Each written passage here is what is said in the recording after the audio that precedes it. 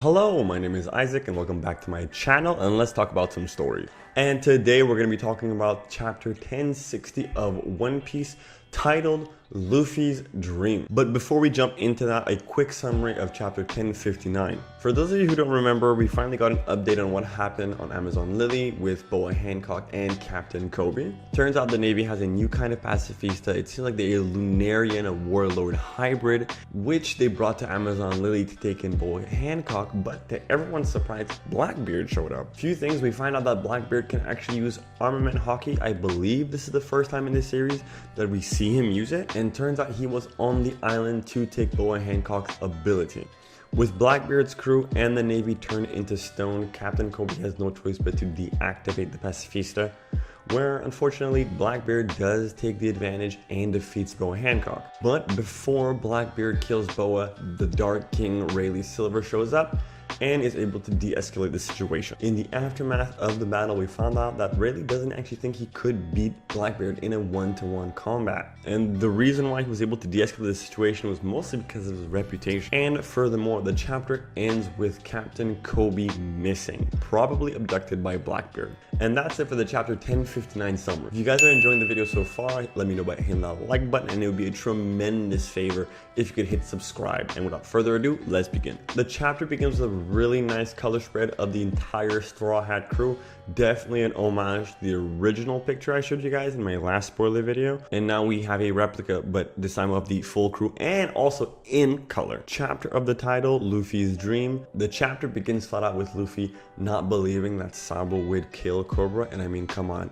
Sabo would never kill Cobra. This is definitely a ploy by the government to make the Revolutionary Army look like the bad guys. And thankfully, Robin, who was with the Revolutionary Army during the 2-year time skip, fully agrees with Luffy. Now, of course, Luffy being Luffy demands that they set a course to Alabasta right now, to which Zoro tells him that the last place they saw Vivi was in Marijoa. And Luffy's like, okay, fine, let's go to Marijoa. And Zoro's like, bro, that's the Navy's HQ. We're not going to go into enemy territory. And fun little tidbit, Caribou, he's still inside of the barrel, chained up on the Sunny, so I guess we have our update on Caribou. Now, with the news that Vivi's dad has passed away, all of the Straw Hats are kind of like in dismay, which is understandable, except for Jinbei, Brook, and Robin, because they're the most like level-headed of the group, obviously.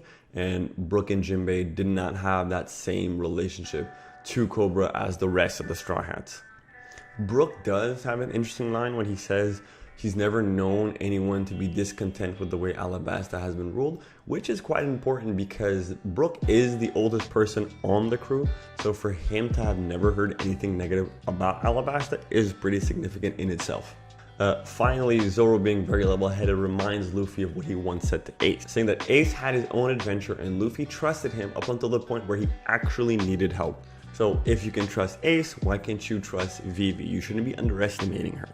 And obviously he then reassures them, say if the opportunity presents itself where we can help her, we will help her. And then we do get a fun little panel of Luffy, Nami, Chopper, and Sanji insulting Zoro. Luffy calling him an Oni and Onigashima, Chopper calling him a green mom, and Nami calling him a green Kaido. And then Sanji with his classic green moss head. To which Zoro is just like, okay, number 4, relax. After the reveal of Cobra's death, Robin basically gives exposition to the crew on things that we already know. 1 being the abolishment of the warlord system, 2 the foundation of the Cross Guild, and 3 the new emperor, Buggy the Bombastic Clown. To where Luffy's like, this gotta be some kind of mistake up here. And you know, we all know what's going on, but the Straw Hat crew does it. After all of the panicking and exposition has been handled with, you get a 1-panel flashback of Sabo telling his dream, which was him wanting to see the world and to write a book about it, which leads up to Luffy talking about his dream to the crew for the very first time. Now, in classic Oda fashion, we get the reaction of every single crew member, even the Thousand Sunny, but we do not get the reveal of what Luffy's dream is.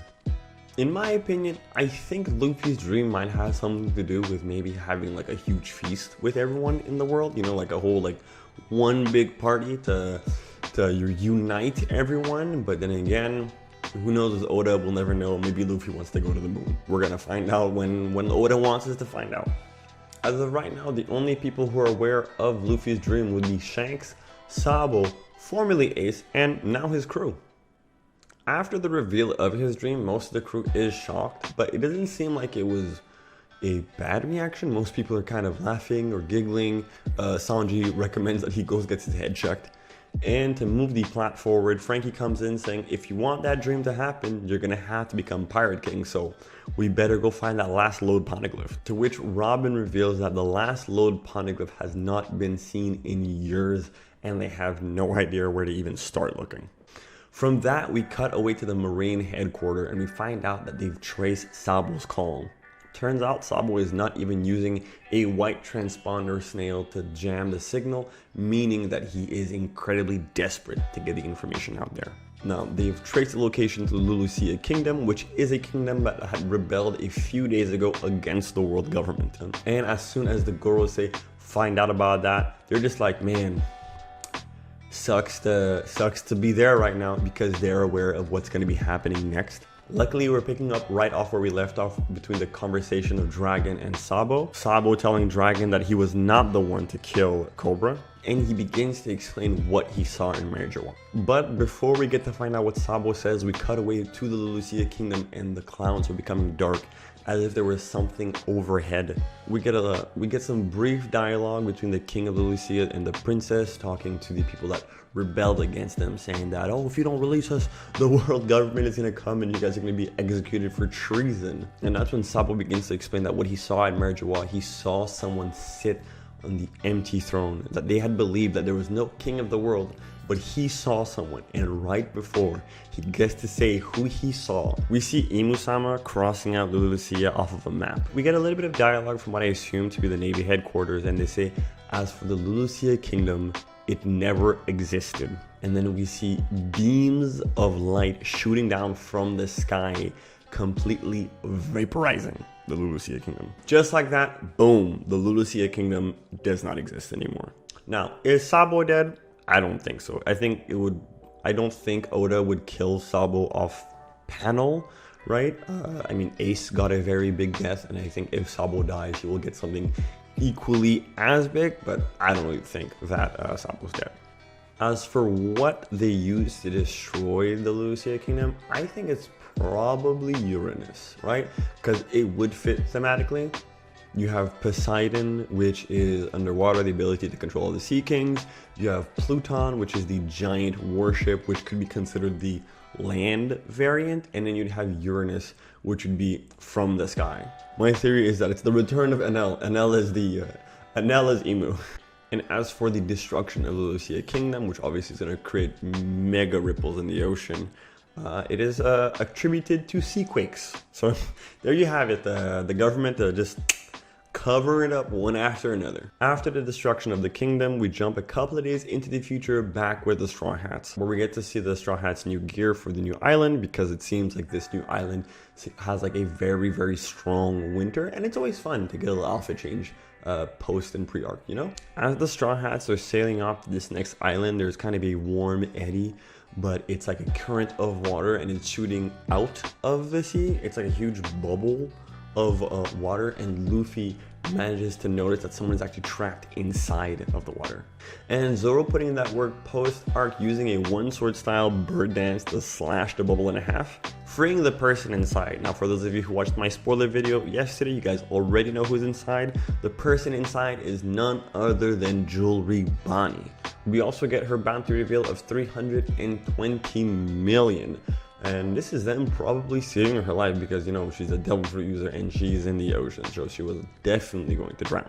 And that's the end of the chapter, and luckily I believe that there is no break next week, so we will be getting what happens next very soon. Not gonna lie, that was a very chunky chapter, a lot of cliffhangers. We don't know what's going on with Bonnie, we don't know what island they're going to, and we don't know what's going on with Sabo. And that's gonna be it for the video today, guys. Let me know what you think in the comment section down below of what's gonna happen next. What island do you think they're gonna go to? And as always, thanks for watching. I'll see you guys next time.